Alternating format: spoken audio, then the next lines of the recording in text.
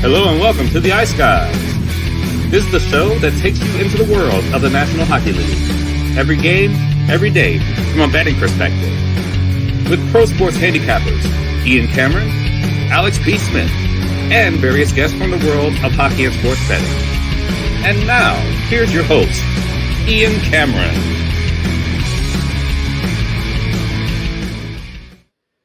Welcome to the Ice Guys, Tuesday, March 26th, presented by Boston Hemp Inc. Ian Cameron, and we got Terry Edelman back in the fold once again, filling in for Alex B. Smith, who will, by the way, be with us tonight for the Betcast, Thursday and Saturday throughout the rest of the week. He's finally going to return home next week, and then he'll be back on the show on a daily basis. So Terry is back with us here on this Tuesday. We'll get into the huge slate in just a moment. I'm going to be quick with the Monday recap.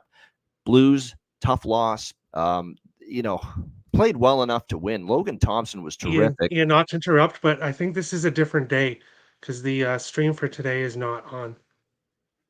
I think this is Winnipeg Jets and New York Rangers, it says up there. Did I screw up here? On the title? Yeah, I think we're on the wrong day because the other stream is right. Hold on. Yeah, I think we are. You're right. Holy shit. Let me just see. Yeah, sorry to interrupt, but yeah, I thought I'd tell you because this is the wrong stream, but... No, we are. Apparently we are. We're on here. So let me just see here. We are. Yeah, I'm just seeing.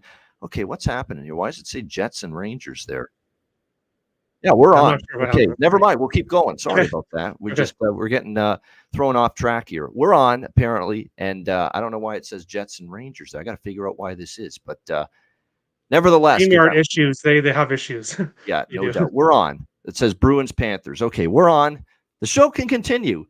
With that in mind, yeah, tough loss for the Blues, right? Last night, very, very tough. The fact that, you look at that loss, you're at the time of the year when you're trailing like they are to Vegas. It's hard to give up points to them and fall even further behind, give up 1 point in this last night to a team you got to catch. Logan Thompson was great. And I said this to Alex and a bunch of us in DM form last night that, I definitely thought that, Logan Thompson played well enough where I think the conversation for Bruce Cassidy and the coaching staff is open to, whether or not Logan Thompson's the starting goalie in the playoffs as opposed to Adin Hill, because he's played very well. We know Hill's injured. We know he's had his struggles. So I don't think it's cut and dried that Adin Hill, just because he won a Stanley Cup last year, is going to be starting game one, assuming the Vegas Golden Knights get in the playoffs, and they do still have work to do. But nevertheless, it was a huge 2 points for Vegas, a tough missed extra point for St. Louis, losing in overtime. Sure enough, you knew that when Buchnevich missed the penalty shot, watch Vegas win it right after, and that's exactly what happened with Marcia So there for the 2-1 win. What a job by the Kings last night against the Canucks. 3-2 win against Vancouver, and really they shut Vancouver down in the third period. I know Vancouver made it 3-2, got within one, but that puck went in off Andrei Kopitar. Nothing he could have done about that. They suffocated, and they put the fucking blanket on Vancouver in that third period. It was a clinical, surgical, textbook, perfect road game, and that is how you play on the road, defending a lead in the third period. The LA Kings showed it last night in that win against Vancouver, and we hit the bargain bin special of the night. Andrei Kopitar, just north of plus 300 for him to score a goal against the Vancouver Canucks.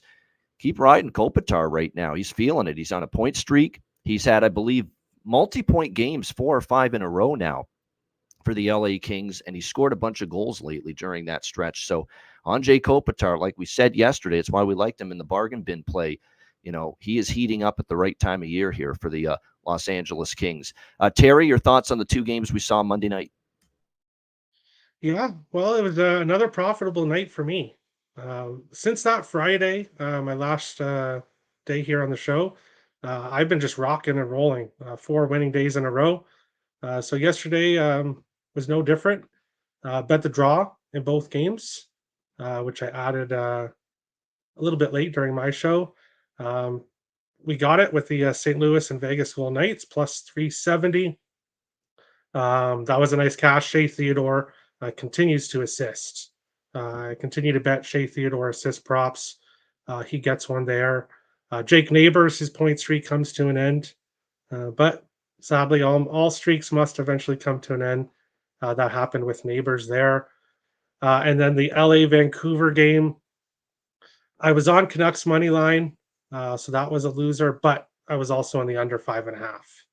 And It did scare me a little bit with LA's offense recently going with the under, but both teams trending towards the under right now. They played unders against each other, so I cashed the under there. Didn't get the draw there, and then was on Garland Point, who didn't cash, but I gave out my parlay of the day on my show was Shea Theodore Point and Quinn Hughes Point plus 182.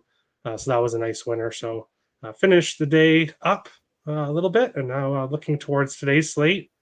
What a slate we have!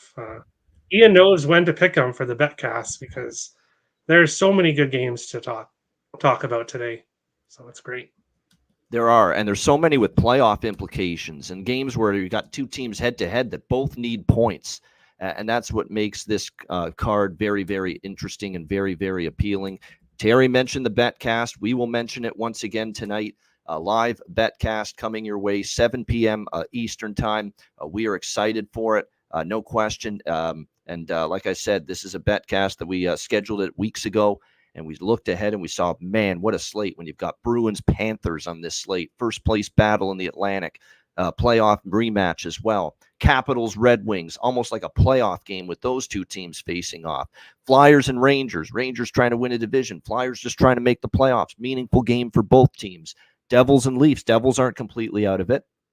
Toronto's trying to solidify their third spot in the Atlantic. Vegas and Nashville, enormous game. The two teams holding down a wild card spot right now in the Western Conference. Edmonton, Winnipeg, a very quality all-Canadian Western Conference matchup there. And then I will admit after that, it does kind of peter out a little bit. Once you get to Calgary, Chicago in the late slate, kind of stinky. But, that slate from 7 p.m. Eastern to 8 p.m. Eastern is every game, I think, is pretty damn good and important in some form. So we're looking forward to it tonight, 7 p.m. Eastern. Again, DM or email me or Alex for a spot on the betcast, and we will send you a link for it before it begins tonight. All right, let's get into the Tuesday card. We will begin with Carolina-Pittsburgh. Carolina minus 190, road favorites, 6 the total, 6.5 in some spots. So shop around. If you like the under, you should be able to get 6.5. If you like the over, there's no reason you shouldn't be able to get 6. It's very simple. Line shopping, very important all the time, especially at this time of year. Pretty much what we're doing here with this game. We're taking Carolina in various forms. First period puck line, full game puck line. Actually, I might take them in regulation if the price is short enough. Carolina team total over because Pittsburgh gives up 4 goals to everybody these days. But the thing about Pittsburgh, though, is they've started games. The best part of Pittsburgh performances lately has been the start. They've actually shown up early, gotten on the board early. So I am interested maybe in both teams to score here, first period in this game. I don't know why Ice is torturing himself, taking the Penguins like he keeps doing. But, hey, to each his own. But this Pittsburgh team right now, they do show up early, and they could score early. That's been a little bit of a pattern of theirs. So I kind of like the over trifecta here. Both teams to score first period over, and full game over. Now, Carolina is not always a team to totally rely on with these over bifectas and trifectas because we know with the lead, they park the bus and they sit on it. And that's what I worry about a little bit in this game. But, you just look at Pittsburgh defensively, and all it takes is a couple of breakdowns and the puck is in the back of their net. And that is definitely something that has been a problem for them. Just horrendous end zone defensive coverage has been an issue for the Pittsburgh Penguins. Of course, we knew that they were going to blow that. I shouldn't say of course. There's always a chance they could have hung on against Colorado, but it felt pretty damn obvious they were not going to hang on to that lead against Colorado, and Colorado comes back and beats them 5-4. Talk about the Pittsburgh deficiencies defensively, and this is regardless of who's in net. I think it's inconsequential who's in net, Jari or Nedeljkovic, because they're giving up 4 or 5 goals majority of their games lately. They've given up 14 goals in their last 3 games combined. They're off a 3-game road trip. Carolina's played a lot of games, no question about that. This is now going to be their 7th game in 11 nights. I mean, it's been an absolutely grueling schedule, but they're finding ways to win still. The Toronto game, it wasn't pretty. They had to hang on, but they found a way to persevere and get the 2 points. Pyotr Kochetkov expected in net for Carolina. No confirmation yet, though. Nedeljkovic will be back in net for Pittsburgh in spite of the fact he was in for that throttling against Colorado, especially in that third period. So, yeah, we'll do a little Carolina first period puck line here. Looks like regulation for Carolina is -114, so I'll go with that instead of the full game puck line. And we'll do a little over trifecta in this game as well, plus the team total over for Carolina. You can get it at a pretty reasonable price, over 3.5 at +106. Again, I know the concern about Carolina. They get up 2-0, 3-0, 3-1 in these games. Sometimes they just sit on it and bleed the clock and just run the game out without adding on. They're not one of those teams consistently that does the pile on, tack on goals.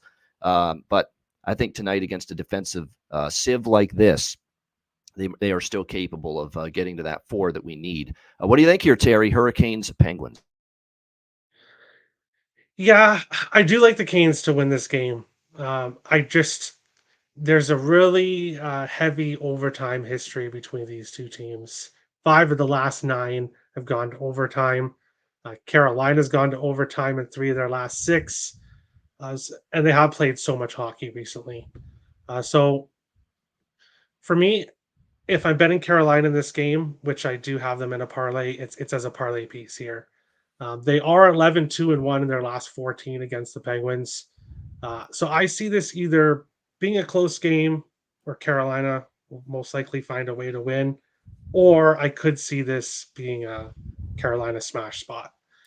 So not comfortable enough for me to pull the trigger on Carolina in regulation or the puck line. But I do have 2 props. Seth Jarvis anytime goal, +220. Yes, he didn't score in his last game, but if it was just inches, it would have went in, but it hit the post. Tragic way for his goal scoring streak to end. I think he gets right back on it here in this one. And then one of my favorite props of the day, Jake Gensel, 2 or more points, +170. Hey, that's your Captain Obvious prop of this whole day, probably. Yeah. Going back to Pittsburgh. +170, a great price for that. So that's one of my favorite props of the day. Yeah, I actually went one step further. I was going to get into the Gensel props. Gensel goal, Gensel assist, Gensel over 1.5 points. I like all 3 of them. I'm sprinkling on 2 goals and Patrick as well. I'm going the extra mile with Jake Gensel here as well. Just small bets. Again, the way I make it sound like I'm on this and I'm on this and I'm on this and I'm on this, I'm going to lose my ass if all of them lose. No, these are all small bets. Like you have to be that way with the player props. Even the ones you like last night, Jake Neighbors was like a 0.01 unit for me. That's very little. So even though we like the props, we keep them smaller because they are still props at the end of the day, and they don't always hit. And especially this time of year, you're starting to see the defense ramp up a little bit. You're starting to see tighter checking, lower scoring hockey. So, but you're right. This is definitely a Gensel spot. I'm with you on Seth Jarvis. He's, still stick with it, even though he finally didn't score the other night against Toronto as well. His props have been full of value lately for the Hurricanes, and he just has been very reliable and consistent. Jarvis, Aho, Gensel, that whole line's been very good. Natchez on the second line, you could look in that direction potentially as well for Carolina. For Pittsburgh, you look at the way their lineup is comprised tonight. You've got Bunting and O'Connor on the left side, playing with Crosby and Malkin on the top 2 lines. If you're going to go with someone on the Penguins, I would go with either of them. There's definitely some value outside of Crosby, who, of course, has carried the team. I mean, you can never go wrong with Sidney Crosby for Pittsburgh. But no, this is the night where I think Jake Gensel, it's going to be emotional too. He's going to get the video tribute. And this is one time where I can't bitch and complain about the video tribute. It's deserved. It's richly, richly deserved tonight. It's not one of these Pierre Engvall disgraces or a joke like that where, a guy that played 2 seconds with a particular franchise is getting honored with the video tribute on the big board. No, this is obviously very well deserved. Played his whole career there in Pittsburgh, won Stanley Cups there as well. So finally, a video tribute that will take place tonight that we could say, you know what? No complaints. It's very well deserved for Jake Gensel in his return to Pittsburgh. All right. Next, I was going to bet one prop. Sorry to cut in there. It would be for Pittsburgh, Michael Bunting. He's obviously facing his former team. That's true. Playing 4 of his last 5 games. Yep. So I'd look at there. And if Gensel does get to 2 goals, preview to the betcast, he's one of the players I'm going to be looking at. If he does get to 2 goals, I'll be live betting that on the betcast. I'm going to look at opportunities for hat tricks tonight because, as Robert has said in the chat, 101 hat tricks so far this year. There's been a ton of hat tricks. So if we get the chance tonight, I'm going to be looking to live bet some metrics. Yeah, I mean, it's I think Gensel's going to want to have a good night. I think obviously against the defensive team he's going up against, he's very capable of it. All right, Detroit. And by the way, with this game, I want to point out the Carolina bets. I'm keeping those small simply because this is a betcast night, and I do have a sense that maybe we could get a situation like what we had with Pittsburgh, Colorado Sunday, where maybe Pittsburgh does have a lead early. Maybe Pittsburgh is up 2-1 or 3-1, maybe surprisingly in the second period. And then we know the moment something goes bad for them, we can jump in live with the draw, jump in live with Carolina. There's definitely that possibility. Certainly, that'll be on the radar if Pittsburgh gets a lead at any point during this game. All right, Detroit and Washington. This is a huge game. This is like a playoff game in late March. Washington minus 125, home favorites, 6 the total here in this game. It certainly feels like the draw could get there in this game. I did sprinkle on that. I think it's tough from a side perspective here, but I'd actually lean Caps. They lost, obviously, or they've won back-to-back 3-0 and 7-6 after the 7-3 loss to Toronto. Detroit got 2 wins in a row since the return of Dylan Larkin to the lineup, but they lost 1-0. Really a heartbreaker to Nashville. That game was very, very close. They played well enough to win, but again, you're looking at this as a game where Detroit just couldn't get that goal. Philip Forsberg did, and it was a 1-0 game. The encouraging thing for Detroit is Alex Lyon played a lot better, much better than he has recently, and looked a lot like the Alex Lyon that played at Florida last year, early this season when he played well. That was his best game of the month, for sure, because this hasn't been a good month for him. Sometimes I'm made to look like a genius, and this time I was. I said it all along. Give the guy a physical and mental break. Give him like several days off, few games off. Let him hit the reset button. And sure enough, what did we see against Nashville? He was a lot better. Cleared his mind, hit the reset button, and he played a lot better. Now, can he do it again here and show that it wasn't a one-off performance? That's going to be the key here tonight for Alex Lyon. Back in net, confirmed as the starter tonight for the Red Wings. It'll be Charlie Lindgren in net here for the Washington Capitals. This is as tough a side as I think there is on the card tonight because, this is a Washington team that almost feels like they're playing for the grade 8, Alex Ovechkin. That they're playing to get this guy into the playoffs at least one more time, because how many more opportunities is he going to get to play Stanley Cup playoff hockey? So I think there's that collective, let's get this shit done. And let's get Ovi in the playoffs. And let's make Craig Laughlin happy, the color analyst, too. Let's get Ovi in the playoffs there, Joe B. We need him in the playoffs. Get that big booming shot on the power play for Ovi. Yeah, and make the broadcasters happy, too, for the Washington Capitals. But I think when you look at this game with Detroit and with Washington, I like the draw a little bit. I think this is tricky, too, from a total standpoint. With the Capitals, we've seen, they're one of those teams, they can play both sides of the fence, 6-5 game, 2-1, 3-1 game. And normally I've been betting these overs with Detroit, especially with Alex Lyon in net. But we saw a real tight game, cagey defensive battle with Nashville on Sunday. After Washington had that 7-6, just crazy game with Carolina on Friday.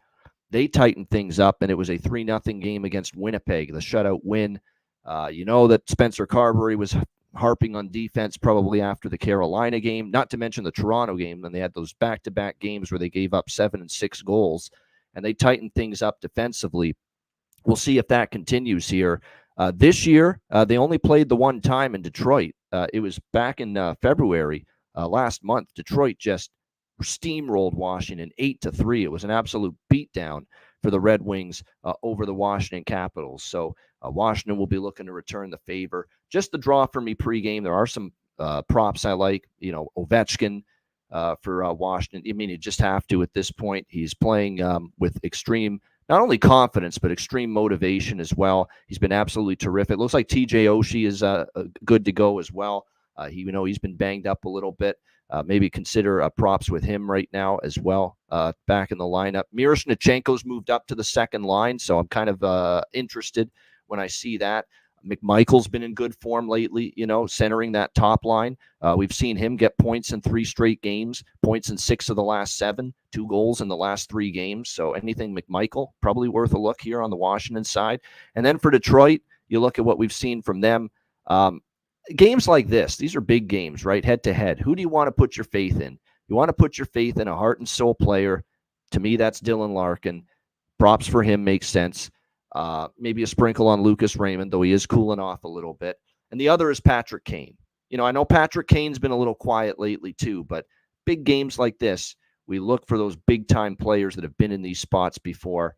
Not so much Larkin. Like, Detroit hasn't had a lot of success, and I don't think Detroit's actually been in the playoffs since Larkin's been there. Maybe once, but I don't think that's the case. And but I trust Larkin because he is a guy that does show up, and we know this Detroit team is so much better with Dylan Larkin in the lap. So I like Larkin props, and the other prop that stands out that I think he can be a big game guy when he wants to be, and that's Patrick Kane. Those are the two I would really focus in on here for Detroit. What do you think here in this one, Terry? Red Wings, Capitals. I've been close to pulling the trigger on Washington multiple times today. Multiple times I've been close to pulling the trigger on them, but I'm going to stick with props here.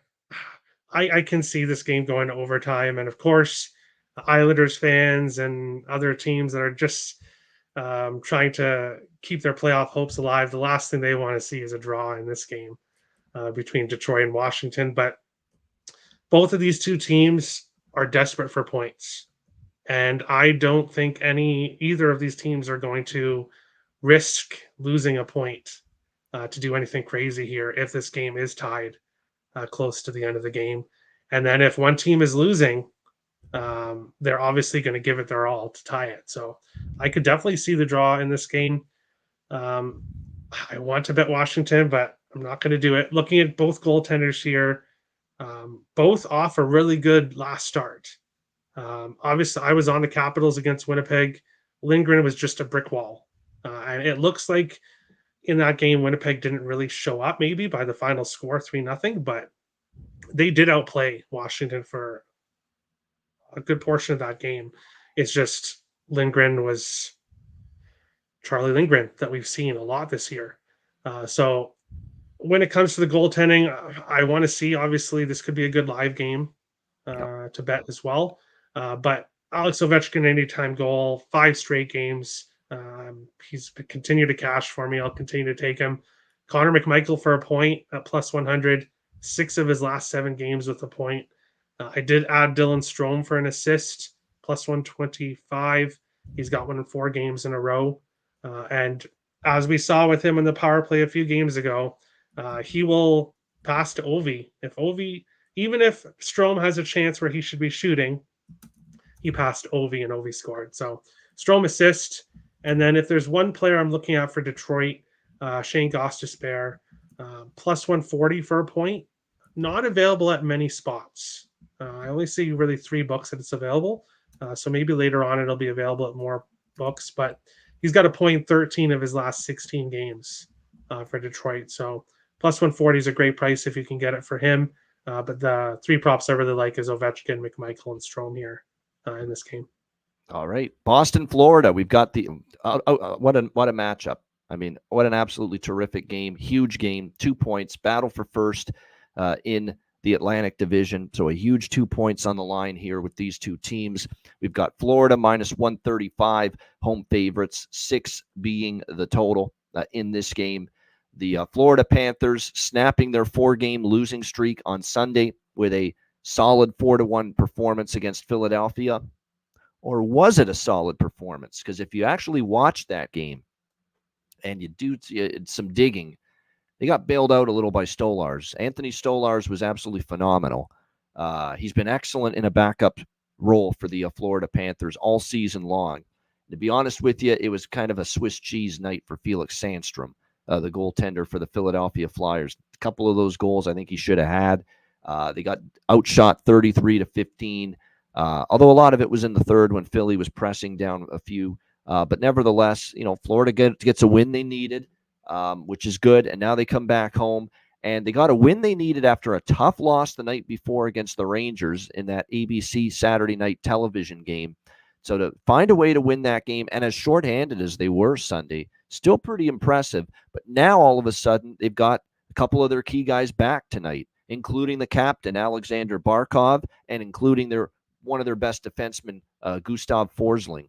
Both of them back from injury here tonight for this Florida Panthers team. So that's going to make them a whole lot better on paper, a whole lot more dangerous here tonight against the Boston Bruins. This is another one. It's just so damn difficult because I don't want to go against the Bruins after what I've seen from them the last couple of days. We know they had they've not played as well. We saw back-to-back losses to the Flyers and the Rangers. They're off 2 straight losses. They have significant disdain for this hockey team, having come back to beat them in 7 games last year in the Stanley Cup playoffs. You know Boston should be focused. You know Boston should bring A-plus effort tonight, no doubt. Off 2 losses, off a very intense practice yesterday, a bag skate, and Jim Montgomery ripping his team during that practice, saying we got to up our intensity and our energy level. So he kind of cracked the whip. He has not done that, and he's not a very often with the Bruins, and he's been a coach that rarely does that in his career. So you can tell he's not amused with what he has seen from his Bruins team the last couple. So I have no doubt we're going to get the Bruins' best. The question is going to be, is the Bruins' best good enough right now to beat the Florida Panthers? It was earlier this year. Bruins are 2-0 against Florida head-to-head this season. I got to admit, at this price, I'm leaning Bruins here because of how angry they are. I think how pissed off that Jim Montgomery was, that they're off 2 losses. It's a huge type of game for Boston. They've got to show that they can beat Florida, right now, even though they've won twice in the regular season. See if you can beat them now, especially with Barkov and Forsling back. But at the same point in time, they haven't played great these last 2 games. And I'm concerned now seeing that Jeremy Swayman's in net. And he's been the inferior of the 2 Boston Bruins goaltenders now since the All-Star break. And that concerns me a little bit as well going into this game. Like his goals saved above average. He's got a negative number next to that statistic. He hasn't been as sharp since the All-Star break. Bobrovsky, by the way, gets in net here for Florida tonight. So I think I will take the Bruins here, but it's more so situational here because, I do think after 2 straight losses and a significant rest advantage too, which might show up in this game.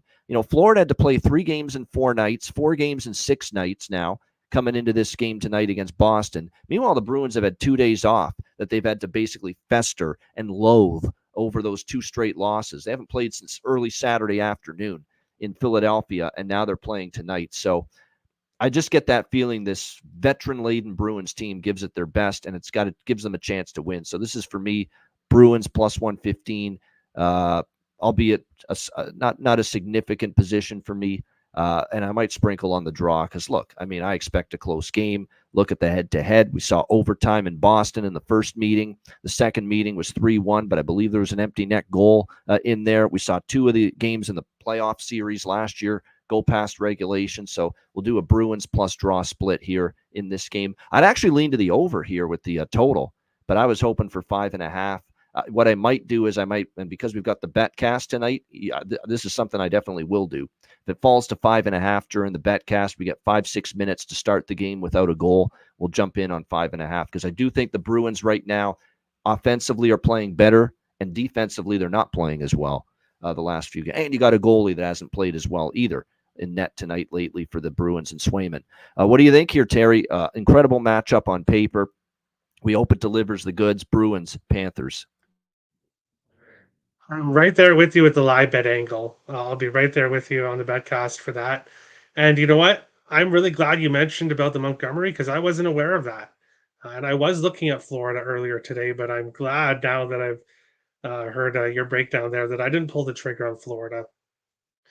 Because when you get called out by your coach, that usually you see the team respond. Called out by the coach, run ragged in practice, 2 straight losses, a team that you hate, a team that ended your season in heartbreaking, gut-wrenching, brutal fashion last year, and getting plus 115. I'm not going against that. Yeah. I just can't. And when you talk about goalies with Swayman, Bobrovsky has not been very good either. So he's been giving up 3 goals a game as well. So yeah, I do think we get goals here in this one. I am on Sam Reinhart anytime goal. So many games earlier on in the season, I was on Sam Reinhart. He did cool off a bit there. 2 of his last 4 games, he's got multi-goal games. He is really the biggest part of the offense right now for Florida and all season. So I'll take him at plus 160 to score here in this game.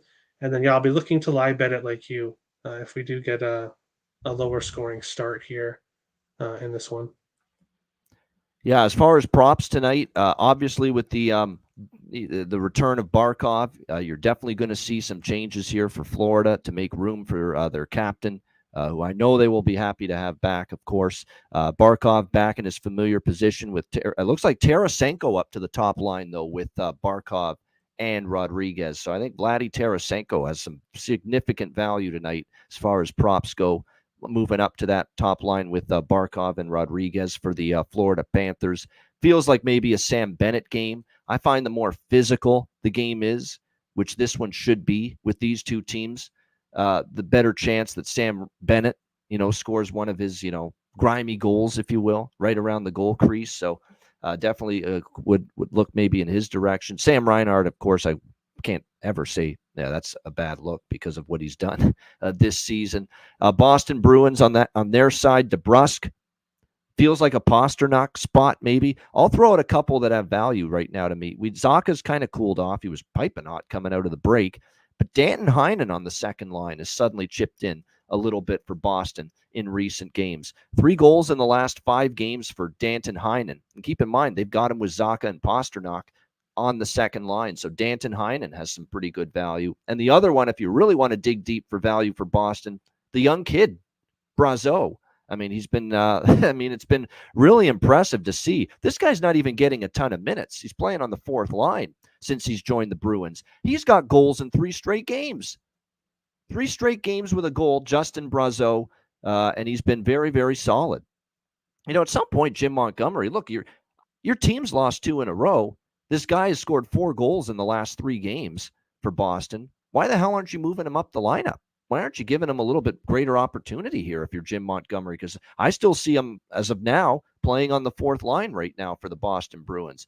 He is playing on the power play. That is true. I see that now. They do have him up on the top power play unit tonight, or on the second power play unit for the Boston Bruins. So, yeah, I think it's great value, Justin Brazeau, right now for a goal prop. I mean, what can you say? 4 goals in the last 3 games, and he scored in each. So he's been a great find. This is reminding me of what Matthew Patra was doing earlier in the year for the Boston Bruins when he first joined the club, and he was scoring a little bit, and then he tailed off. Now he's back in the AHL right now with the Providence Bruins. But right now, that's what Justin Brazeau has done for the Boston Bruins. He's been giving them a nice offensive punch from the bottom 6. All right, next up, we've got the Philadelphia Flyers and the New York Rangers. We've got the Rangers minus 180 to minus 190 home favorites, 5.5 being the total here in this game. I think when you look at this matchup here, Flyers and Rangers, I think the Flyers have been owned by the New York Rangers. It's very, very hard for me to look past that. But you look at what the Rangers have gone through here. God, if there's ever a spot for the Rangers to fucking shit the bed and lay an egg in Clunker City, it's tonight. It definitely is. It feels like that to me. You're off 2 big wins against Boston and Florida, 5-2 against the Bruins. That Saturday night showdown on ABC with the Panthers was an outstanding game. Back and forth it went, 4-3 in favor of the New York Rangers in a shootout. The only concern for me is the Flyers have just been dummied by this team to the tune of 9-1 for the Rangers in the last 10 head-to-head meetings.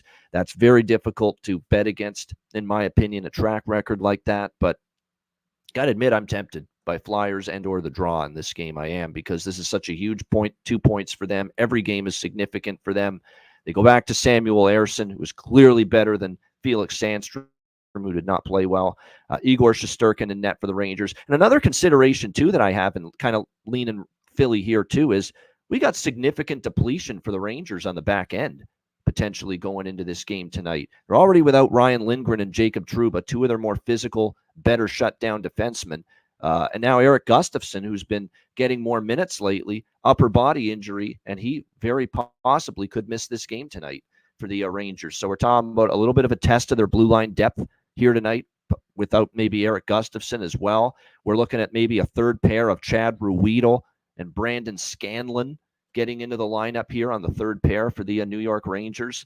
Zach Jones, Adam Fox on the second pair, and of course, Keandre Miller, Braden Schneider on the top pair for the Rangers. But that's a banged-up blue line tonight going up against this Philadelphia Flyers team. Phillies off the 4-1 loss to Florida. Thought they didn't play as bad as that final score would indicate. I think they got sewered by some shaky goaltending, it seemed like everything Florida threw at the net went in. They had a bunch of chances. Stolarz was a brick wall. He was outstanding. Keep in mind, the Flyers were good enough to beat Boston 3-2 Saturday afternoon at home before that. They took Carolina to overtime on the road. 4-3, they beat Toronto at home. So they're 2-2, and they lost in overtime to Carolina, and the Florida 4-1 loss was not as lopsided as you would think. I think this is a spot for the Rangers maybe to come up a little flat. Those were two enormous wins against quality opposition. And the Flyers obviously have to treat every game like a playoff type of game, a game 7, if you will, as they try to fend off Capitals, the Red Wings, and all these other teams trying to not only overtake them for a wild card, but overtake them for third place in the Metropolitan Division. So, gosh, that's some damning series history with the Flyers getting owned by the Rangers. But I'm going to get in small with the Flyers and the draw split here in this one. What do you think, Terry? Flyers and Rangers? Yeah, this is another game where it's player prop. I have one player prop in this game, and that's it. I mentioned about the Flyers. I don't bet their games with side or total. So Rangers have completely owned the Flyers. So I do expect them to win this game. And then the total 5.5, with the way this Rangers offense has been going lately, I would definitely lean with the over. But we can see Igor have these nights where he could this could be 5-1. And Torts has be this 4-1. playing these tight fucking low scoring games again the last 3. That's what concerns me. I'm laying off the total, but my first thought was I leaned over, but I laid off it. I want to see what the pace looks like too early, which is a good night for a bet cast for a game like this. Yeah, exactly. So ultimately, for me here, it's Adam Fox assist. -110, but he's done it in 7 games in a row. 6 games in a row. He's got a point in 11 of his last 13. He's been consistent, Adam Fox. So I'll go with him for an assist here. And then for the Flyers, if I was getting to anybody, it would be Morgan Frost or Owen Tippett. Yep. Plus money for points. I believe Frost is again. So I would look at them, but this is not one of my favorite games. I'll throw one out there too for Philly, starting to percolate again. Let's pull up the Brinks truck. Bobby Brink here for the Philadelphia Flyers. He scored last game. He's got 2 points in the last 3 games. I think he might be worth a little prop look here as well tonight for the Flyers. All right, next up, we've got the New Jersey Devils and the Toronto Maple Leafs. The Leafs are currently -145 home favorites. The total in this game sitting at 6.5, shaded to the over in this one. You look at this New Jersey team, and they are a very, very schizophrenic team. They are a very, very aggravating team to have to sit down and handicap on a daily basis, because they can lose at home and look pathetic and look horrendous and look just abysmal, embarrassing against the Ottawa Senators at home in a loss on Saturday night. And then they come right back and they stomp the New York Islanders on Sunday when it looked like their season, kind of over. And same thing with the Islanders. We talk about their inconsistencies. How do you look like that against Winnipeg Saturday, blow out the Jets, come back and get shut out by Kaapo Kähkönen? How does that happen to a team? It's just that's why it's very frustrating. I don't know if I want much to do with this game pregame. Joe Woll in net for Toronto. I could only look at the Leafs. They're off a loss to Carolina. They're the better of these two teams still. Woll's been very good in net for them. He was the reason why they had a chance against Carolina. Don't look now. I know Jake Allen's in net for the Devils. He's been good, but finally he had a little bloom come off the rose, if you will, for Jake Allen against Ottawa, giving up 5 goals in that game. This is Leafs or nothing for me, but with the betcast, I feel like maybe New Jersey, if they get a lead, will get a better price on Toronto during the betcast here in this game. But I'm not trusting New Jersey to win 2 in a row on the road. No, No way. But at this price, I'm not crazy about laying it with the Leafs. So we're going to look for a live Toronto bet during the betcast is what we're going to look for here in this game. Plus, the Leafs have owned the Devils 9-1 in the last 10 meetings for the Leafs over the Devils. So I don't think they're going to play down tonight to competition. They're off a loss to Carolina. Keefe was mad about the way they started that game. Maybe a Leafs first period puck line. I could sign up for that pregame here in this game. And I know there's depletion for the Leafs. There's no Joel Edmondson. They're already, of course, without Giordano. And now Morgan Riley, it looks like, is on the list too. Iffy hasn't been ruled out fully. Has not been ruled out fully. It's a game-time decision. But that's okay because we know what the Leafs' record is without Morgan Riley. It's been very good, believe it or not. It's been excellent, in fact, without Morgan Riley. I think when you look at this, normally a defenseman of his caliber, you take him out and you're worried about how the team's going to play. They've actually won tons of games without Morgan Riley. They're so used to playing without Morgan Riley and playing well without him. And this is not because Riley's a bad player. Of course not. It's just happenstance that they have been able to play well without Morgan Riley.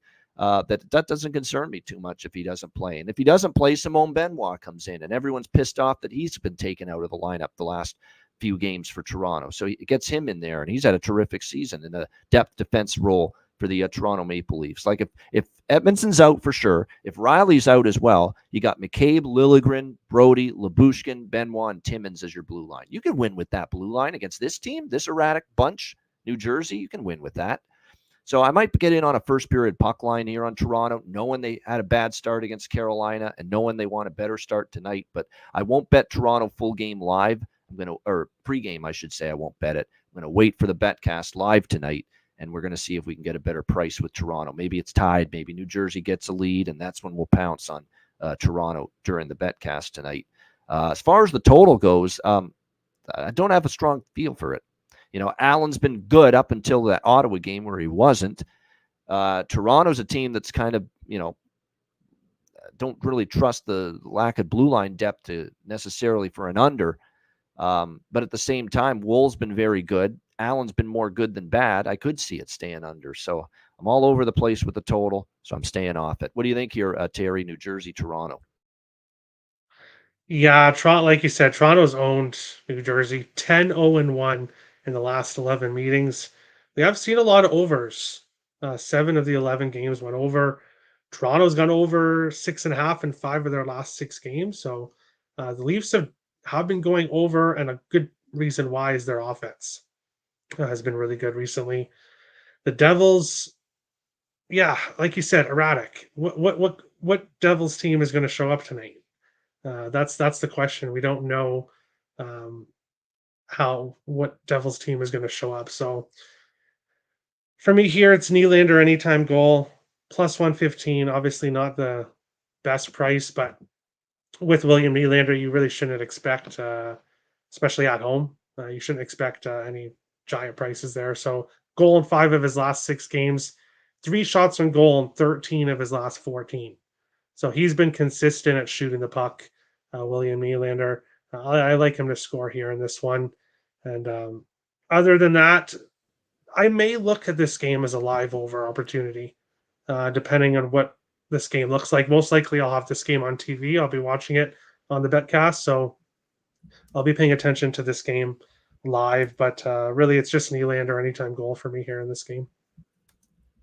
All right, William Nylander goal prop for Toronto.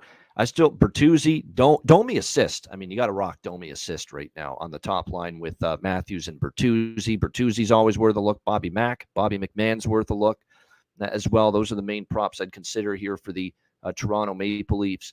If Riley doesn't play, you always want to look at maybe from a defense standpoint, Liljegren steps into that main quarterback on the power play role for Toronto. So maybe you look more toward his props if you're going to look at anyone on the back end for the Leafs.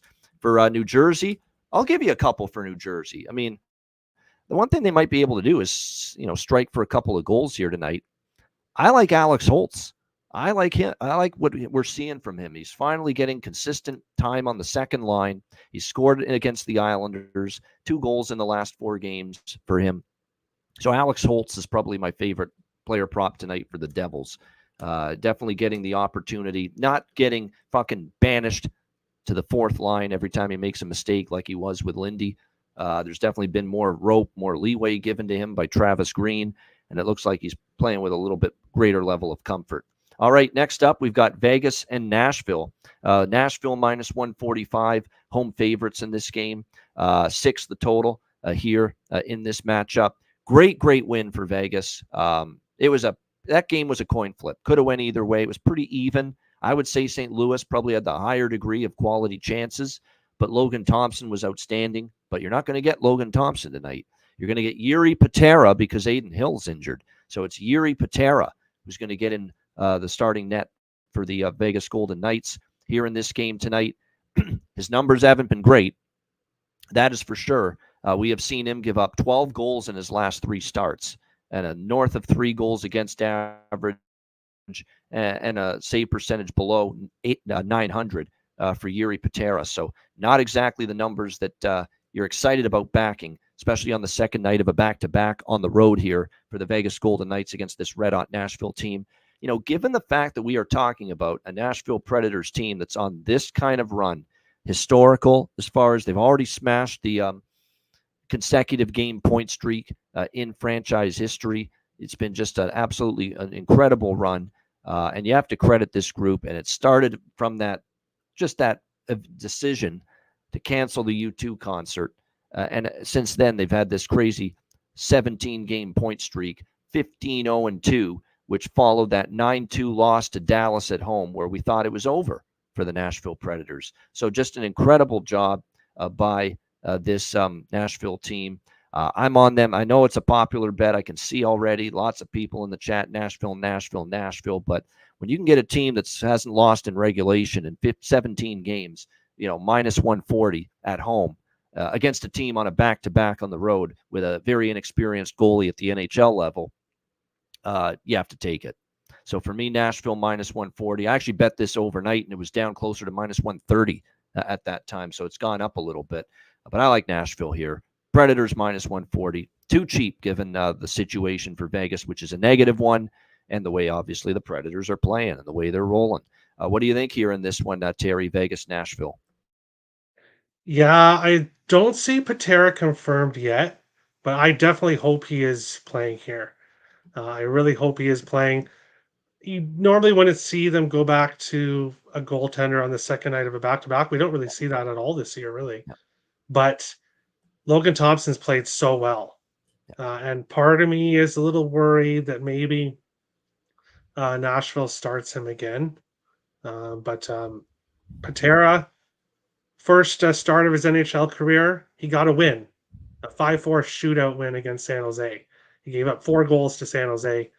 Lost to Tampa, lost to Florida, lost to Colorado, giving up 5-4, 3 goals. So he has not got to face the best teams overall. And now he gets to face this Nashville team. I locked in Preds money line minus 125 last night. Really happy I got that price. Obviously, it's moved a lot now. And then now that it's at this price, what I did with it is I parlayed it with Carolina, which was one of the parlays of the day on my show. I think it was plus 170 or plus 1 something. So for the 2 teams parlayed together. And Yossi, Forsberg, Nyquist, I've got them all in the same game parlay, all to get a point, plus 250. That parlay cashed in the last game when they won 1-0. It was those 3 players all got a point, and I cashed it last time, hoping for Jiri Patera here, and I really like that. And then Shea Theodore assist was on it last night, plus 150 today. He's got one in 7 of his last 8 games, 13 of his last 16. Yes, the Predators have great goaltending, but at that plus 150 price, I have to keep taking Theodore. But I do like the Preds here to take care of business, and I will be looking at Preds team total over once Jiri Patera hopefully is confirmed. Yeah, I think that actually I'm going to probably jump in on a little team. I have more on the money line because maybe it's 3-1, 3-2 type of game, but I still think they could get 4, especially if Patera's in net, because his allowance on average has been 4 goals when he has been starting in goal for the Vegas Golden Knights. And as far as the series history goes, I'm just looking at it as far as totals are concerned. Mixed bag, 5-4-1 to the over the last 10 meetings between these two teams. So nothing significant there either way.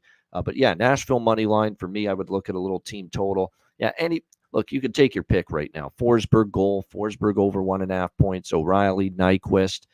Don't sleep on Evangelista, what he's been able to do lately down the lineup for Nashville. So there's definitely some good player prop options. But this is one of those games where, you keep it simple here and you look toward, Forsberg in particular in various forms here. Zucker, too. There's another one that on the second line, you've seen him step up his offensive game a little bit. He's getting a little more comfortable now. For Vegas, it looks like we're going to have Eichel, Stevenson, and Amadio on the top line. If Amadio and Stevenson are with Eichel, as it looks like they are, there's great value with both of those guys flanking Jack Eichel. Barbashev, Waugh, and Marchessault look to be the second line. Dorofeev scores the first goal last night for Vegas, and I've talked about him quite a bit. So there's definitely something to looking at maybe Pavel Dorofeev here as well tonight for the Vegas Golden Knights based on what we've seen here the last few games out of him. All right, next up, we've got Edmonton and Winnipeg. Great matchup here. We've got the Oilers minus 125. Road favorites, 6 the total here in this game tonight. Obviously, you've got Winnipeg coming back from a road trip of disaster, especially the way it ended against the Devils, the Islanders, and the Capitals. It was just a brutal 3 games on that road trip there for the Winnipeg Jets. We'll see if they can turn things around here in this matchup tonight against the Edmonton Oilers. Edmonton is now coming off back-to-back losses over the weekend against Toronto and Ottawa. So, these are 2 teams that should come into this game, chomping at the bit, essentially, to get 2 points and get back in the win column and get confidence back in their game. The question is, which team do you trust more to be able to do that? Winnipeg's off the Malinsky special. 5 games on that road trip. They won the first 2 against the Jackets and Rangers, and like I said, disaster in the last 3. Outscored 13-4 by the Devils, Islanders, and Capitals. And first game home off a 5-game roadie. I'm rarely going to take a team in that spot.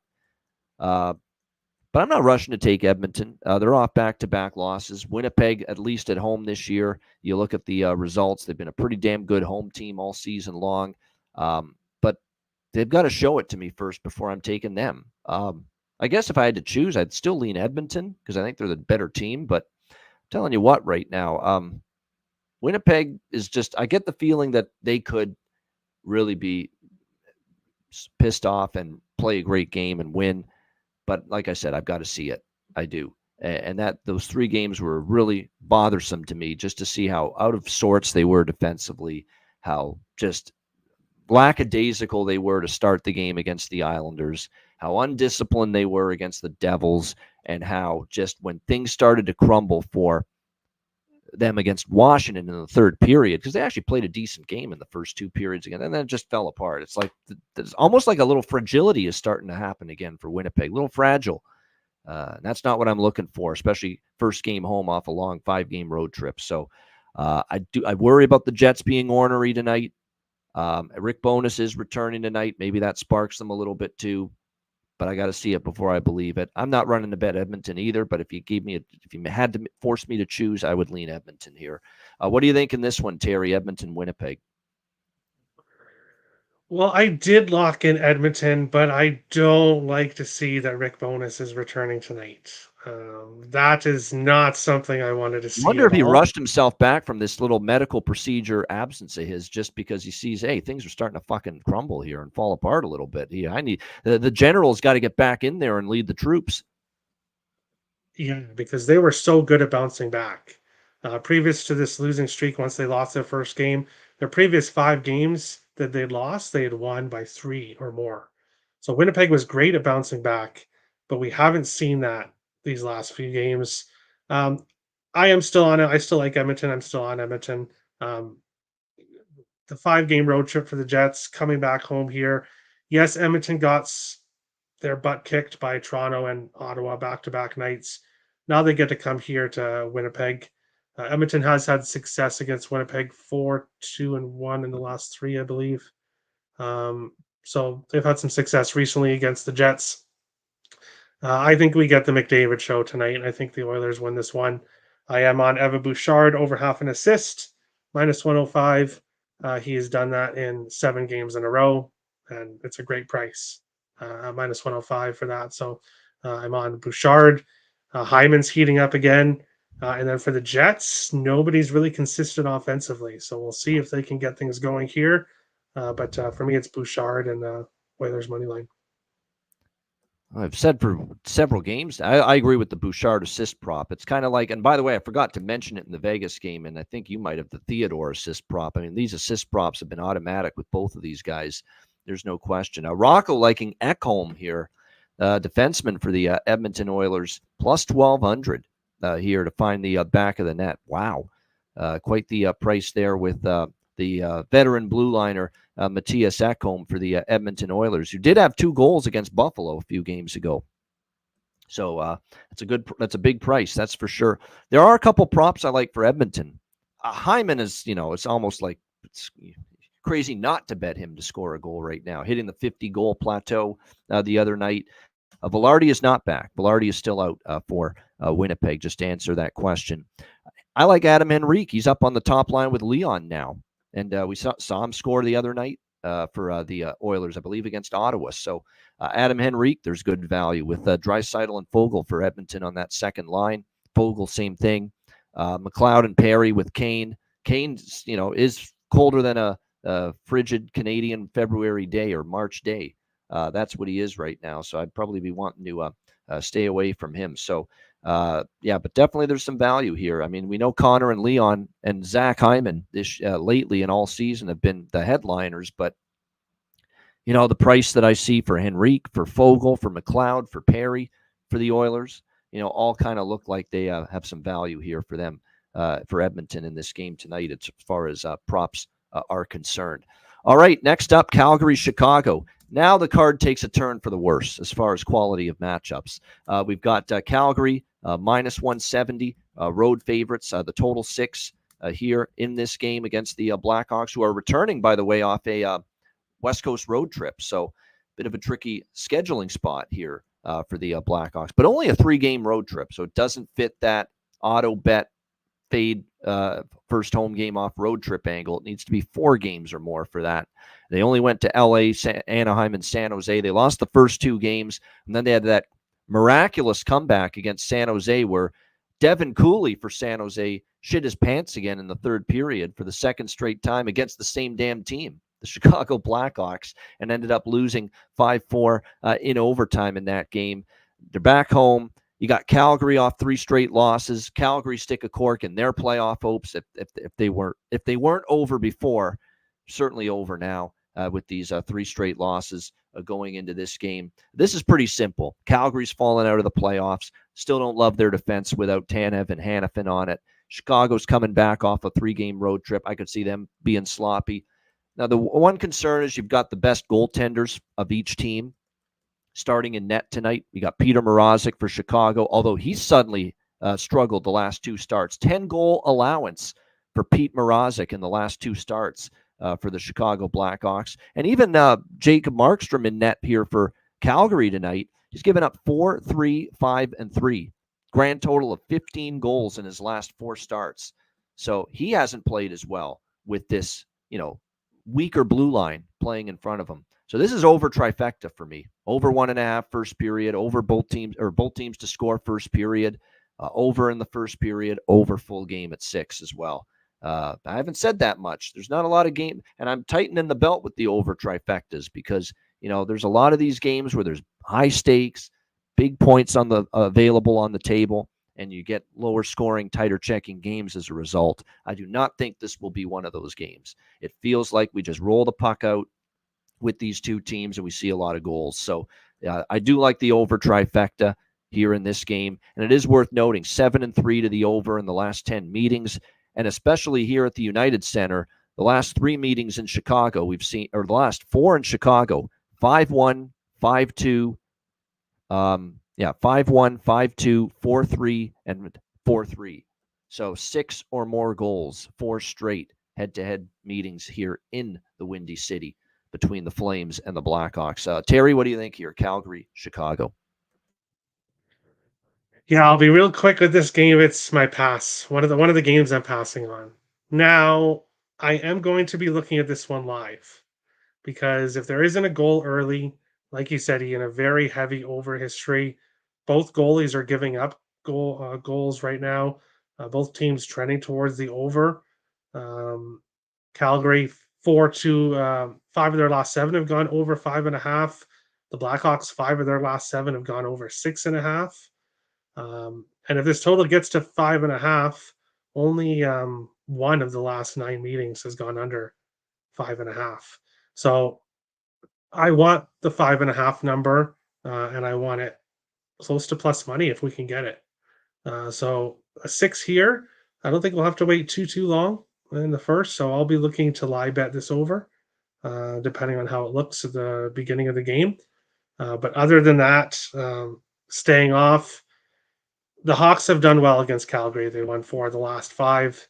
So this is a team they've done well against, but I don't know. I don't know. We'll look live bet over in this game, but that's it for me. I lean Chicago from a side perspective, honestly. The only concern is they're off the road trip, but it was only a 3-gamer. There's no way there was no way I would endorse, especially after 3 straight losses, to effectively end the playoff hopes. Maybe there was a slight chance for them to make the playoffs before these last 3 losses. Maybe the door was open ever so slightly for Calgary.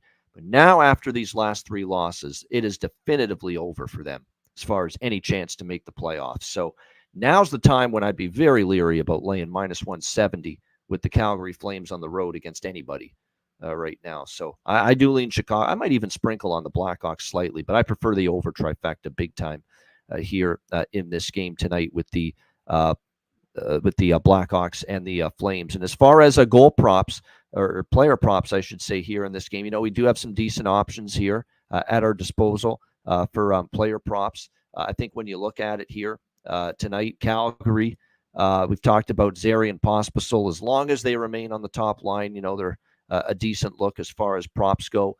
For Chicago, looks like tonight, and look, they did score 5, albeit it was against San Jose, but anybody with Bedard, specifically Kurashev and Donato's Pizza right now playing with Connor Bedard, those would be the props I'd be most interested in for the Chicago Blackhawks here tonight in this game. All right, next up, we've got Montreal and Colorado. Look at this price now. We're seeing upwards of minus 440. Upwards of minus 440 for the Colorado Avalanche here as home favorites tonight against the Montreal Canadiens at Ball Arena. The total currently 6.5, pretty much across the board in this game. This is a very fascinating one to talk about, believe it or not, because Colorado is just this freight train right now. 9 straight victories, no question how well they have played during this incredible stretch of hockey. No doubt. It's been great. It's been impressive. There's no doubt. But if you actually look now at the home games specifically, the last 4 home games, the Minnesota game against Terry's Wild, that was the one game they were up 1-0 after the first period. But Detroit at home, kind of a sluggish start, was 2-2 after the first period. The Columbus game at home Friday night, 1-1 after the first period. The Pittsburgh game Sunday afternoon, it was probably the worst first period Colorado's played all year. Down 2-0. They were outshot 16-3 in the first period of that game. And then they rallied all the way back to win that game, of course. And we were all on many of us at least were on Colorado in the draw live. And it ended up coming through. But they have had slow starts on home ice, especially against inferior competition. These last 2 in particular, Columbus and Pittsburgh. You've got Montreal, not a very good team. We know that. But Montreal is coming off the 5-1 win at Seattle. I was on Montreal as an underdog. Couldn't believe Seattle was laying that kind of price, the way they're playing in that game against Montreal. Montreal goes in there and smokes them 5-1. They had lost every game on this road trip before that. This is the final game of the trip, but they had lost every game before beating Seattle. But look who they played. Vancouver 4-1, Edmonton 3-2 in overtime. The Calgary game was probably the one where I can say, you know what, shame on you, Montreal. You should have played better than that. But for the most part here, Montreal, they've been competitive on this road trip. And you actually look at what we have seen here against Colorado from this Montreal team. You know that the last 2 times, the last 3 times they've gone to Denver, they've lost by 1 goal. Colorado's won all 3 games, 2 of them in overtime, but they were all 1-goal games. So they have actually given Colorado some fits in the past. Looks like for goaltending here tonight, it's going to be Samuel Montembeault from Montreal. And I'm glad he's doing this, Jared Bednar. Georgiev has at times looked like he's been overworked. Like he definitely feels like he needs to have a little more space between starts down the stretch here to give him some rest. Justus Onanen will be in net here for the Avalanche tonight, who actually has played better lately, but is he someone I'm ready to trust to shut the door completely? No. What I really like here in this game, and there's a couple of different ways to approach this here. Let me see what I can find here as far as I like both. I like the over trifecta, but I really like first period both teams to score plus 168. And anything you can find for Montreal first period in this game, I'm very interested. You know, whether it's Montreal money line, you know, which you can get at one hell of a price. In fact, you can get Montreal first period money line still at plus 240 at a lot of spots. If you want to play it a little bit safer and just go plus a half, minus 110 first period on Montreal here tonight in this game, I think they have a good start. It's also worth noting Marty St. Louis returns behind the bench tonight for the Montreal Canadiens. And, you know, that's kind of like a little situation that I think is a benefit for the Canadiens. They've got their leader back, their head coach, who, of course, was away tending to a significant injury that one of his kids suffered. And that's what led him to have to take time away from the team. But I like Montreal first period money line for a sprinkle, and probably split it with Montreal first period money line and that plus a half minus 110 to be tied. Because if they're tied after the first period, you cash that bet with the plus a half minus 110. And as Rich H says in the chat, the Montreal first period team total just to score a goal minus 120. I like that. There are books that offer first period team totals. I don't know if I have the guts to go get greedy and go over 1.5 and ask Montreal to score 2 goals in the first period like Pittsburgh did on Sunday against Colorado, but I'm content to just settle for that just to get a goal minus 120, pounce on Colorado early, and maybe good news. I hope that happens. I hope that happens because maybe BetCast tonight, we get another opportunity for a Colorado live bet and do what they do. And that is rally back at home. The opponent gets gassed. The opponent wears down, gets tired in the third period. We saw it with Pittsburgh. So that's the way I'm approaching it. Montreal early, Colorado late. You know, that kind of approach here in this game. And as far as props for Montreal, look, you've got to go with anybody that's Slavkovsky or anyone on that second line right now, specifically Newhook and Armia. On that second line for the Montreal Canadiens. Newhook in particular stepping up, and he used to be with Colorado. So he's returned to Denver. He'll want to have a good game tonight for the Habs. Slavkovsky is the guy that's got the value playing with Suzuki and Caulfield. Suzuki assist is probably a good prop tonight as well. But yeah, a Newhook with the 2-goal game against the Seattle Kraken. Like I said, he's going back to Colorado where he started his career. So those are some good props for Colorado. Anyone on the top line, Rantanen, McKinnon, Nichushkin, Lehkonen, former Hab, got to look in the Arturi Lehkonen direction tonight, in my opinion, and Jonathan Drouin. He's been good. Scored the game winner against Pittsburgh, and, you know, Quebec roots playing the Montreal Canadiens. Wouldn't surprise me to see Jonathan Drouin make an impact. So it's a good prop game as well. What do you think here, Terry? Canadiens, Avs. Yeah, you did say like the best games to watch probably are at the earlier part of the day, and then as you said, the schedule kind of teeters off here. However, two of my favorite games of the night are here at the end of the slate, and this is one of them. This is one of my favorite games here. Give me the draw plus 500. Plus 500. I think it might be worth a look. We mentioned 2 of the last 3 in Denver between these teams have gone to overtime. And we know if it's going to be, as I think it could be, Terry, slow start Montreal and Colorado takes a while to ramp up like they did against Pittsburgh, we could see another overtime. That's a good price. Plus 500. That is a good price. Yeah, so that was an easy play for me. I had to choose that. Montreal's gone to overtime in 2 of their last 5 games. Colorado's gone to overtime in 4 of their last 7. So both teams are playing close games right now. So plus 500 is great. There, I'm on the over 6.5, minus 115 here. Colorado is scoring a ton of goals recently. Montreal 5-1 in their last game. Yeah, they faced the Seattle Kraken, and we know what Seattle's doing offensively right now, and that's nothing. Colorado, you cannot compare Colorado's offense and Seattle's offense. So if Montreal puts up 2 or 3 goals in this game, um, we're cashing the over. So I like the over 6.5. Jonathan Drouin, 2 or more points, plus 340. He has he's done that in 3 games in a row where he has got multi points facing his former team. As he said, Slavkovsky point plus 100. He's done that in 7 games in a row. He did this earlier in the year where he got really hot for a long portion of time. And I've been backing him here, so I'm not jumping off now. New hook point plus 130, again facing his former team. And I forgot about Lehkonen. So now I got to try to fit Lehkonen in here into this already long list of props. But yeah, Cale Makar assist is a great parlay piece. He's done that in 11 of his last 13 games.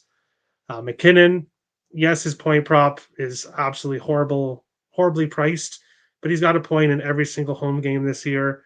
I don't see this as being the one that it ends. So either we get this draw or I think Colorado kicks butt. Either way, I like my plays here in today's game, in this game.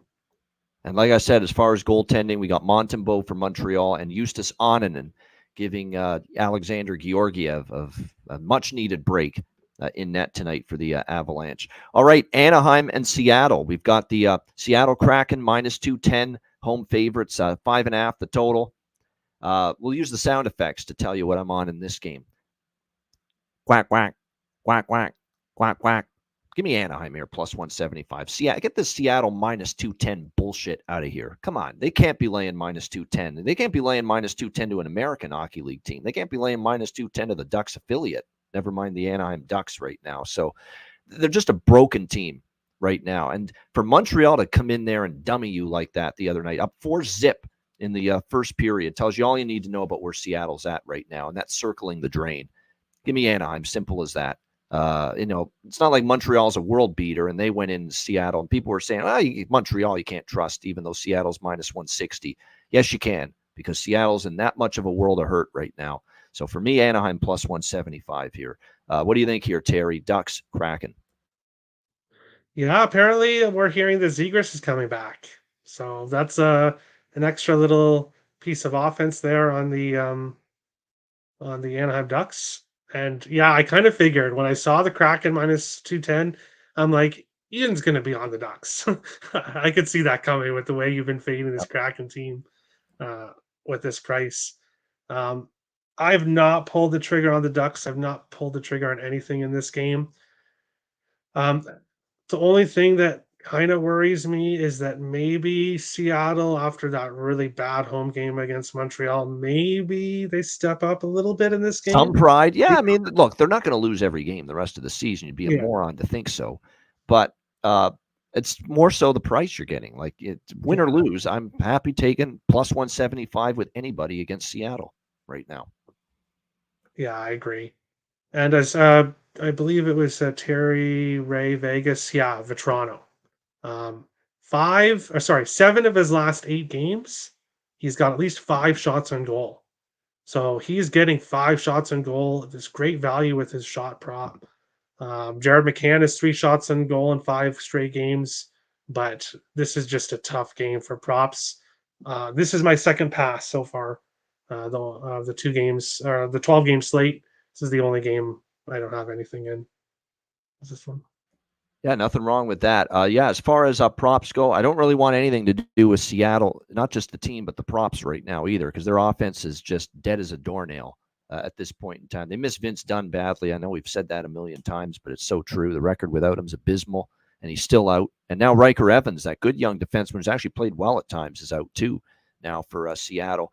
For Anaheim, Killorn, it looks like you're right. Trevor Zegras might be back tonight, but yeah, Killorn, Vetrano, McTavish, would focus mostly on those guys as far as player props go. It's funny, this Brett Leeson, too, every now and then has stepped up and had a game where he scored a goal, even 2 goals on occasion. So, and he's got points in back-to-back games, and he scored against Chicago. So maybe Brett Leeson if you're going to go for a little bargain on the Anaheim side of the equation tonight. All right, Columbus, Arizona in the Mullet House, Mullet Arena. Arizona minus 160, home favorites, 6.5 the total in this game. Blue Jackets and Coyotes.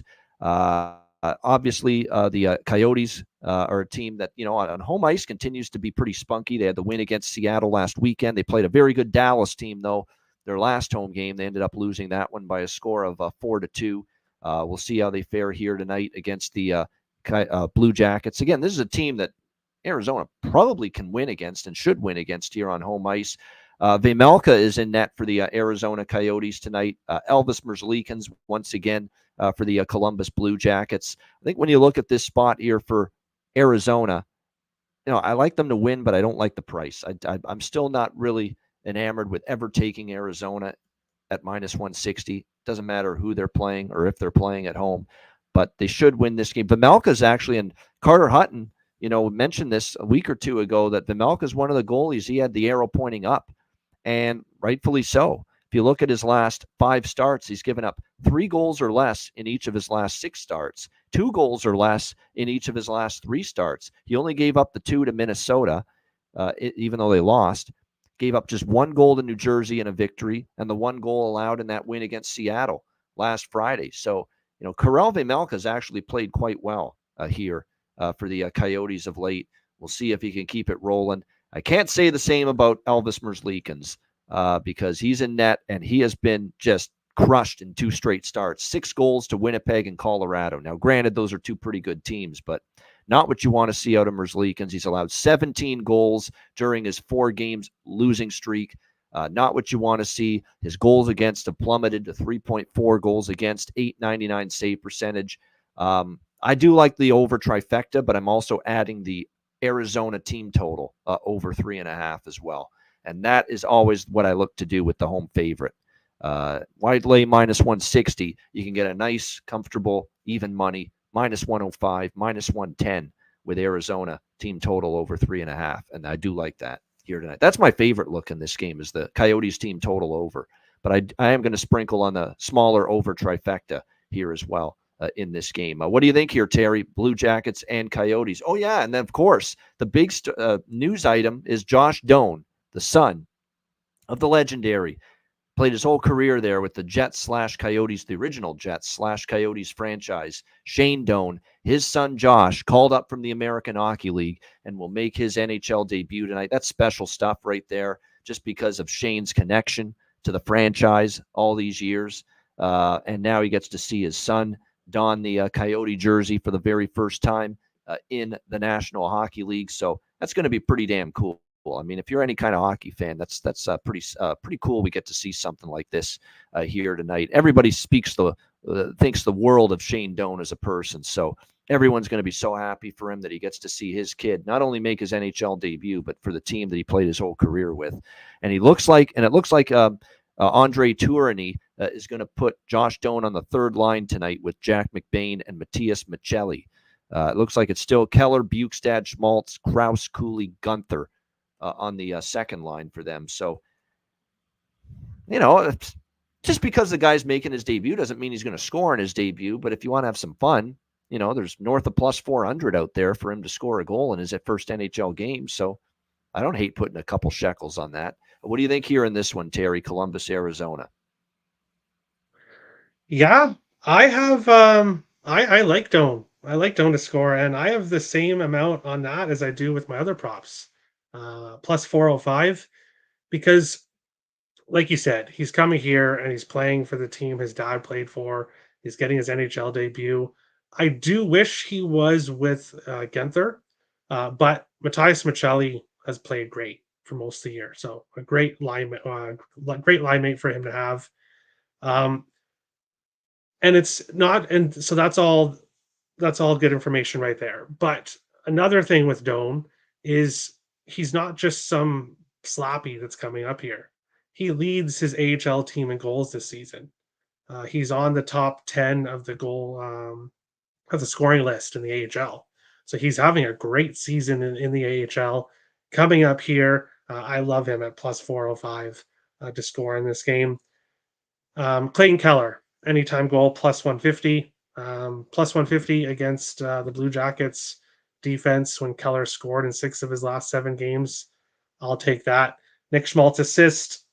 He originally got the assist in the last game, but then they gave it to Kerfoot instead. So I'm on Schmaltz assist at minus 105. And if I had to pick a side in here in this game, I'd be taking the Coyotes on the puck line. I think they do have a good game here, but just haven't pulled the trigger. I'll stick with the 3-player props here in this one. Yeah, for me, it's team total. It's just the greater value. Very unlikely if Arizona wins this game that they score less than 4, in my opinion, because they've scored 4 goals or more against weaker competition quite a bit on home ice, not to mention Elvis Merzlikins. He's given up 6 now in back-to-back starts. So I think it's a good chance here for Arizona to find 4 goals at least to cash that team total. Like I said, I'm on the over trifecta a little bit for a smaller amount as well here with the Blue Jackets and the Coyotes. Yeah, and all those props, like I said, Gunther and Cooley, I'm interested again in their props. Bukestad, don't sleep on Bukestad. Bukestad's actually, all of a sudden, I'm seeing him collecting some points and scoring some goals lately. So Nick Bukestad might have some nice value as well. We've seen his offensive game start to pick up a little bit here of late. All right, we have reached the conclusion of this Tuesday card. The final game on tap tonight, Dallas Stars, San Jose Sharks.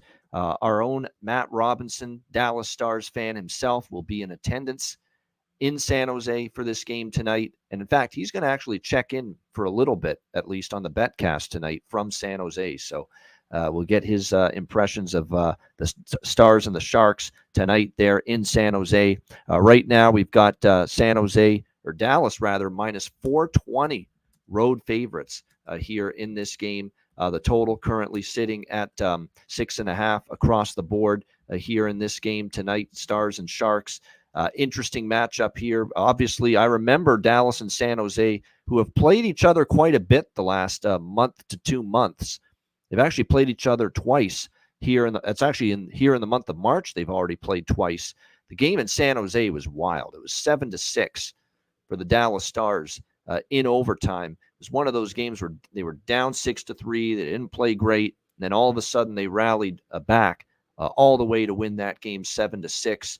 We'll see what happens here tonight against the Sharks. It is worth noting that no Jake Ottinger tonight in net for the Dallas Stars, giving him a rest. You know, a little bit of a weaker team, obviously probably plays a part in the decision, and going with Scott Wedgwood. But before you start to say, Scott Wedgwood in net, downgrade, Scott Wedgwood's been very good lately. Really, really good. Go back and look at his last few starts. He's given up 2 goals or less. Played well in a victory against the Islanders. He's actually been really, really solid since early February. He's been playing some good hockey, Scott Wedgwood. He's a very capable goalie. So, you know, it's not like he's an auto, go against at all, especially when you have a quality team playing in front of him. So, not so sure this makes things all that greater of a chance for San Jose to pull a massive upset. We'll see how the Sharks fare. Mackenzie Blackwood will be in net for them. They should have beat Chicago in their last game at home, but it was a crumbling in the third period by the Sharks and by Devin Cooley, who started that night, and it ended up being a 5-4 overtime comeback win for Chicago. Worth noting, Blackwood made his return to the San Jose Sharks in the game against Tampa Bay. Didn't play that bad, but they still lost the game by a score of 4-1 to the Tampa Bay Lightning that night. We'll see how this game goes. The only thing I've got is the bifecta here in this game a little bit, but nothing significant because I actually respect what Wedgwood's done. And it's not totally a shock to me if, he plays well enough and he keeps San Jose to, 2 goals or less. It wouldn't shock me. But I think Dallas gets to 5. And if they do, I think they've got a pretty good chance here to see this game get up and over the total. We saw 7-6, and I don't think it's going to be 7-6 like the last time in San Jose. But like I said, 5-2 Dallas, I could see it here in this game. Still don't love at all what I see from San Jose. I mean, we are talking about a team that's lost 7 straight games coming into tonight. And their home games, they lost to Chicago and then a 4-1 loss to a comparable foe at home in the Tampa Bay Lightning. So, like I said, I think this can get over the 6.5 here. a little bit on that over 1.5. Just the bifecta here. I did not touch the both teams to score here in the first period. That's about it for me. I'm nothing money line wise, nothing as far as the side goes. Just a piece of the over bifecta here for me in this game. Terry, what do you think here? Stars, Sharks. Yeah, obviously with the Stars minus 420, it's really difficult to try to back them here in this one. From a side perspective, this will be a game that I look at live if for some reason San Jose does have a really good start. We can get a decent price with the Stars. Maybe I'll look at them live. But as people, Rich H and Rocco and Pobody saying, Jamie Benn continues to just be consistent, playing his best hockey we've seen in a while from him. I think that's fair to say. A point in 10 of his last 11 games. I got him for minus 120. Yeah, he's on the third line, but with the Stars, first line, second line, third line, it's just a number, honestly. They have so much depth throughout their lineup that being on the third line doesn't hurt him. He's playing with Wyatt Johnston and Stankoven. So it's not like he's on the fourth line of a bad team playing with bums. He's on the third line playing with two very good offensive players. Minus 120 is just a no-brainer against the Sharks here. So yeah, I do like that line. Mostly just Jamie Benn. And I'm on him for a point. He's been scoring lately, so maybe you want to look at him for a goal. But minus 120, a great price for his point prop here in this one. Maintenance night for Tyler Seguin. He is out. Maintenance. They just, he just came back from injury. They want to be careful with him. That's why he's out. Ty Dellandrea will slot into that second line right wing spot with Duchesne and Marchment tonight. So Ty Dellandrea probably has some value here for Dallas. Sam Steele, as John is right. Sam Steele, has been a sneaky player lately for Dallas as far as scoring is concerned. But yeah, Jamie Benn, goal, assist, point prop, anything Jamie Benn with Johnston and Stankoven, who are probably worth a look.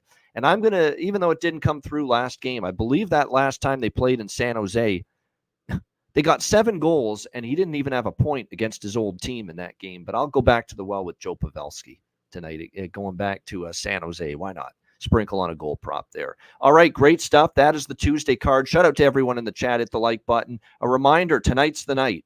And what a night it is to have a live betcast. 7 p.m. Eastern tonight. We're looking forward to it. Alex, by the way, will be on the betcast tonight. Even though he's not on the Daily Show, he'll be ready to rock, ready to go for the betcast tonight. 7 p.m. Eastern time. DM or email me or Alex for a spot on the betcast, and we will send you the link for it before it begins. Again, if you've never been with us on the betcast before, again, it is a bar and pub atmosphere. Very, we just basically talk about the games as they're unfolding. Live bets, have a couple pops, couple brewskis. It's that kind of environment with the betcast. Lots of fun. We're looking forward to it. Again, DM or email me or Alex for a spot on the betcast, and we will send the link to you of the betcast to you before it begins. And make sure you're a Patreon member, because some of these betcasts in April and beyond will be exclusive to only our Patreon members. And you can sign up there for just $10 per month. Patreon.com/IceGuys, just $10 per month. Our daily sides, totals, and player props are posted there each and every day. Bonus content as well, goalie charts, totals charts, and more. Sign up and subscribe. We've got plenty more live exclusive to Patreon betcasts coming up April and beyond for the rest of the season and into the Stanley Cup playoffs. So again, make sure you sign up. Just $10 per month, and your subscription cost goes a long way to keeping the show going in the long term. Patreon.com/IceGuys. Sign up now. Just $10 per month. And again, make sure you check out the Ice Guys store, iceguys.myspreadshop.com. Get your gear and all your Ice Guys merch there from the Ice Guys store. All right, bargain bin special of the night and best bets to wrap up the show in just a moment, right after we hear from our great daily sponsors, Boston Hemp Inc.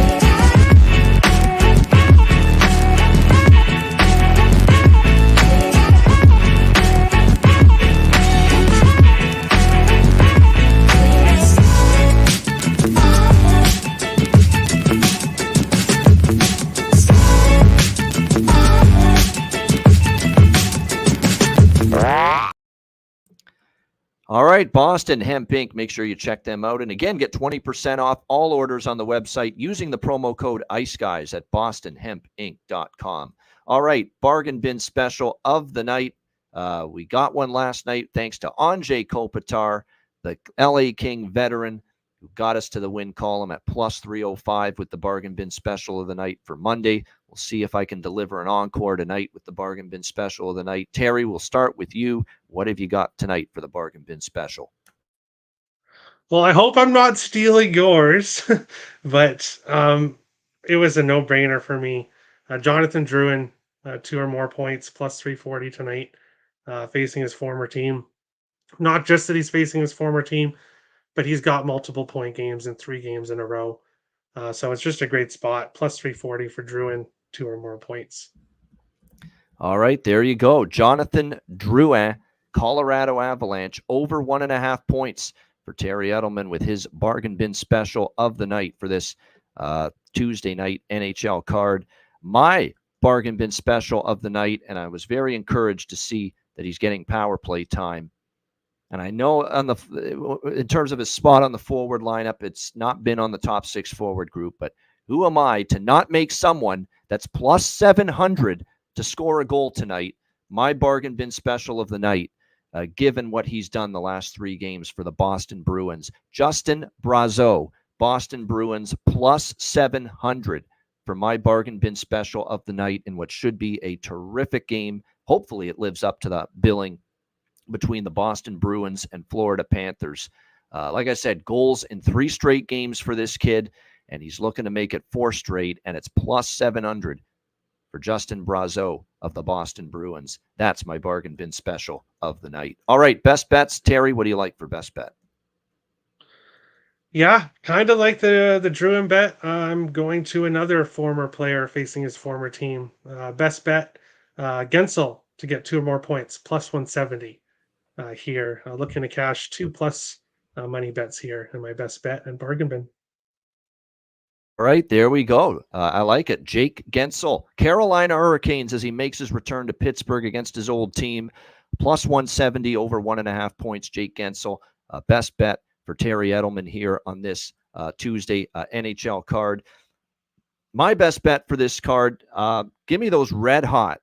And I don't do this often. I lost a best bet going against them last night, and I'm going to try to cash a best bet going against them again tonight. Nashville Predators over Vegas. Give me Nashville here, minus 140 against Vegas. I think they keep this run going. If it's Patera in net, which I expect, disadvantage for the Golden Knights, and a tough spot on the back-to-back on the road. It was such a huge win for them last night. It's going to be tough, I think, to duplicate that against this surging Preds team. Nashville, minus 140. My best bet here for this Tuesday NHL card. That'll wrap up this edition of the Ice Guys. Thanks to everyone in the chat for joining us. Hit the like button on the way out. We appreciate it very much. A reminder, the Ice Guys is live 7 days a week, Monday to Friday, 2 p.m. Eastern, Saturday and Sunday, noon Eastern. If you can't watch the show live, download the Ice Guys podcast in audio form on all major podcast platforms, Google Podcasts, Apple Podcasts, Spotify, Stitcher, iHeartRadio, Amazon Music, and more. Download the Ice Guys podcast when you can't watch the show live. Betcast tonight, 7 p.m. Eastern. Be there or be square. For Terry Edelman, I'm Ian Cameron. Have a great Tuesday night. Enjoy the games and good luck. We'll see you in 3 hours for the live Betcast, 7 p.m. Eastern tonight, and back tomorrow again for the Daily Show on Wednesday right here on the Ice Guys.